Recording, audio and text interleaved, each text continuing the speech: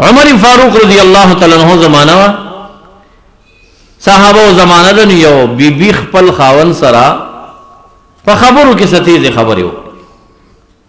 خاون مرورش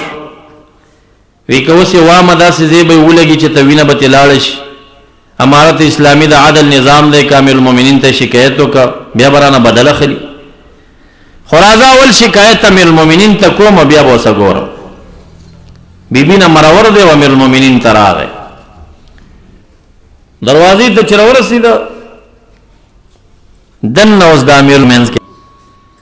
چې وګي کی خود نو داسې خبري ووري چې دا خبري د طلاق کور کې نه وي شي یاره وی چې دا خو دا به څه شکایت وکم دلته خداغینا حال داسې دی واپس روان شي امیر المؤمنین بیبینا خفش مرور شو سوزی بار ته جمعات ته روان دی چې بار وته ګوري چې یو سړی درشل سره نږدې ولید هډر غیرتیو دومره غیرتی دی چې رحمت عالم جنت ته لاړه د معراج په شپه باندې یو بنگله ګوري په مخ کې بهترینه خسته حوره ګوري ودا د چا بنگله ده او دا حوره د چا ده ودا د عمر فاروق رضی الله تعالی عنہ د پاره تیار بنگله ده نو چې واپس راغې حضرت عمر صاحب ته فرمایي زړه مې وشو ډېره خسته ماڼۍ وا چې یو ځل وردن نشم داستا ماڼۍ وګورم ذکرت غیرتک خوستا غیرت را ته مخې ته ودرېده چې حضرت عمر غیرتی انسان دی اسنه زړه کې راشي چې زما بیبي ال توته ولې ال تتلی دا خبره زړه کې رانش نو عمر فاروق رضی الله تعالی عنہ به اختیار د سترګو نه وخت لاړی وی یا رسول الله بک اغیر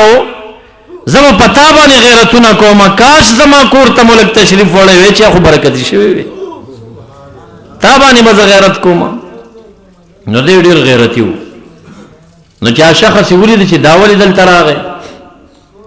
وی ودرېګا ولی رالی وی بیبی نه خفشما تا ته می شکایت راوړه چې وګ می کې خو دلته مم خبري اورې دي نو به ودرو نصیحت ورته کوي وی دا زمانہ ان بایا دا کوي چې روټۍ نه په کوم نن بین راوړه بیا بس کوم ور سره دا زما دوبۍ د جامیره تینزي دا زما مرضعه د بچی ته می تی ور کوي دا زما شومانو خدمت راته کوي دا می خادمه د کور می جارو کوي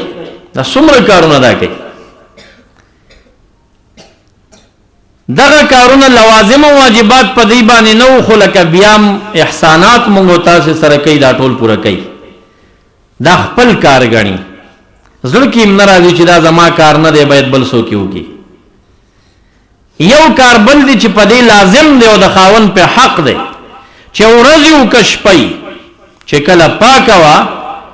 او خاون غختل چې کمرې کې راشه د مداجعت او د مجامعات په اراده او دی انکار وکنو دا ګناهګار ده پدې دا حق بیبي ته نشته دا حق د خاون حتی کې چې بیبي د فرض روزه بغیر د اجازت د خاون نه نیوي او د نفل روزه بغیر د اجازت د خاون نه دي ته جایز نه دي چې دا ونیسي دا به اجازه غواړي خاون د زمانه عرفي نسم دا مېس بزرګ میاش د دی کې نسم ستا خو خره کاغه اجازه تو کنه به دی نسی حدیث مبارک کې راځي کړه خاون به اجازه ته بیبي روزه ونیوا نو دا ګناهګار د پدې روزه کې د تاجر نه ملاوي ولی اسنه د ورځې د خاون اشتها او شوق مداجعت تراشي او خزه چې دینو د شیخانو نه د غیر روزنی ولید هغه حق به د خاون خراب شي به ضایع شي نو ناشزار خزي تویل کیږي چې بد اخلاقی په خاص کر په دغه مسله کې چې د مداجعت د پاره هغه د خاون نه مني نو بیا ورته الله تعالی فرمای فاعذوهن نصیحت ورته وکي کپا نصیحت باندې نشوا نو وهجروهن فی المضاجع ډډ لګول کې ترک کوي علماء کرام وای هم دې کمره کې ځان مرور کا په فراش کې شاواړه ځان خفق تر سوچ پخلا دي کی او کداغه ونه شنو وضربوهن بے اوه دا مسله مبارک بیان کړ صحابه کرامو ته په منبر باندې خدای ورته فرمایل چې الله تعالی خو امر کړی چې به دریم ځلی وهي خو مبارک ورته قید لګي وضربوهن ضربا غیر مبرح وال به ورکوي خدا سي وال نه چې زخم جوړ کوي ګورې اسه غرو پش کوي سي یره جوړه کوي او داسي ونه وهي لکه څنګه چې سړی وینځه غلامان وهي غضب په نه سره وي خاوندانو خوې چې هو وهلم پکې رااله زمونږ په دین کې بس چې کور ته لاړو نو چې مخ کې زړه ورته ډکم کوته کې وته ونیو چې سبا شپه شو نو بس ټولې بیبیانې رالې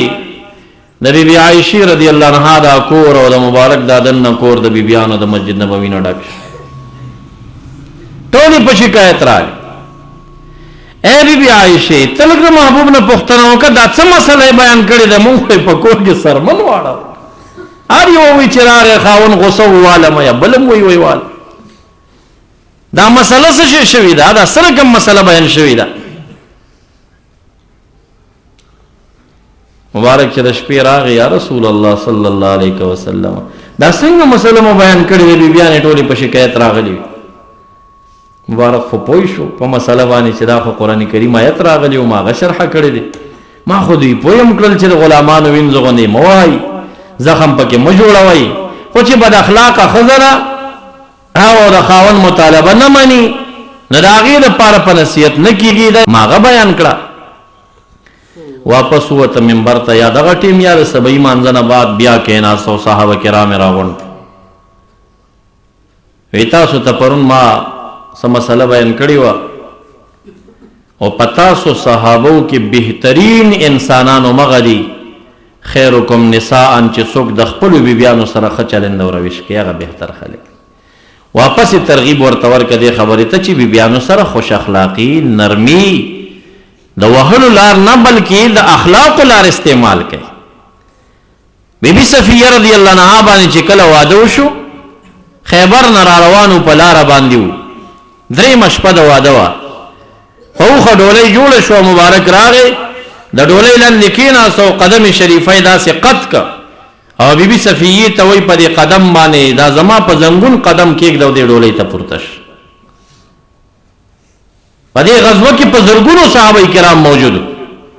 دې ټولو صحابو ته دا منظر وښوده چې د خپلې بیبي سره داسې عمل اختیار کوي داسې د اخلاقو نه ورسره کار واخلئ زما معزز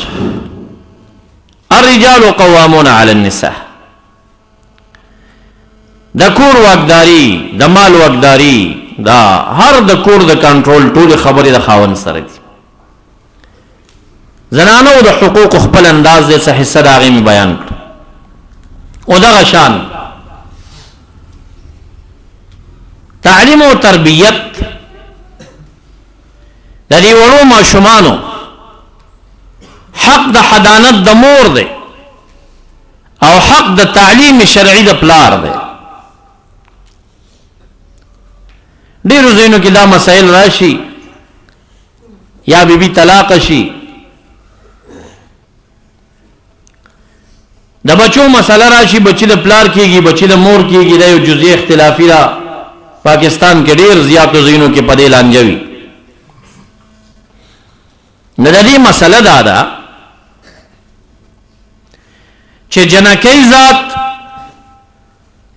د رسېدو او د بلوغ او د پیغلتوب پورې دا به د مور سره وي او الګ ذات څوک 2 کاله یادوي څوک 9 کاله یادوي تر دې وخته پورې به دا د مور سره وي په هغه وخت کې چې د مور بل خاوند نه یې کړی د هغې وجه دا ده چې دا حضانت او خدمت چې مور کولی شي نو پلار یې هغسې نشي کولی د ماشومتوب تربیت مور څنګه کولی شي نو پلار یې نشي کولی